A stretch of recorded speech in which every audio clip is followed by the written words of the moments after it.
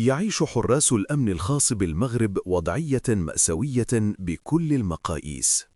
ساعات عمل تفوق 12 ساعة يوميا في خرق سافر لمقتضيات المادة 184 من مدونة الشغل التي تحدد 8 ساعات فقط.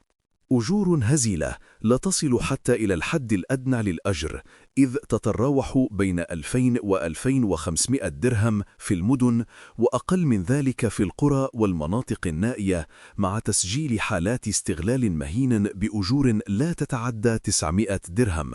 إضافة إلى ذلك، يتعرض الحراس لاستغلال بشع في مهام لا تدخل ضمن اختصاصاتهم، مثل النظافة والبستنة وأعمال الصيانة والأشغال الشاقة وحمل الأثقال، بل وينظر إليهم نظرة دونية تمس كرامتهم من طرف الإدارات والمواطنين على حد سواء. كما يعانون من الطرد التعسفي والتنقيل العقابي التعسفي والاقتطاعات غير المبررة، خاصة في الوكالات البنكية، مع التأخر المتكرر في صرف الأجور. والأدهى من ذلك الغياب التام للتصريح لدى الصندوق الوطني للضمان الاجتماعي والتلاعب في حقوقهم الاجتماعية.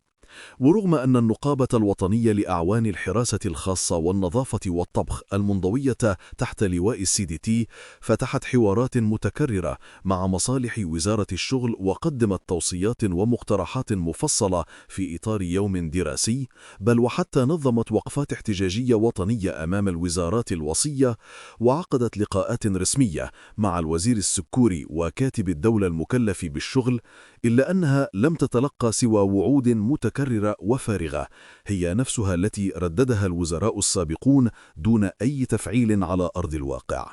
المشكل أعمق من مجرد تقصير، إنه تواطؤ ممنهج مع شركات غير مرخصة تشتغل بأسماء متعددة في ظل غياب المراقبة نتيجة قلة عدد مفتشي الشغل. كما أن وزارة الداخلية لا تتوفر حتى على إحصائيات دقيقة لعدد العاملين، في حين أظهرت دراسة ميدانية بشراكة مع منظمة أوكسفام الدولية أن العدد يقارب 1.5 مليون عامل، يعيش معظمهم في ظروف لا إنسانية ولا قانونية.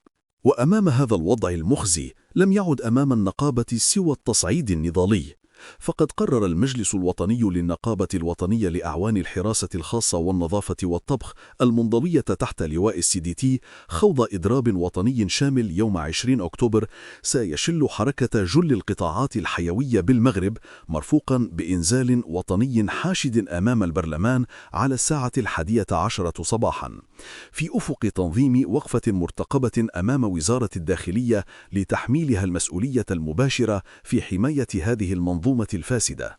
فكونوا في الموعد، ولنكن في مستوى الحدث. الإضراب العام الوطني يوم 20 أكتوبر 2025، موعدنا أمام البرلمان.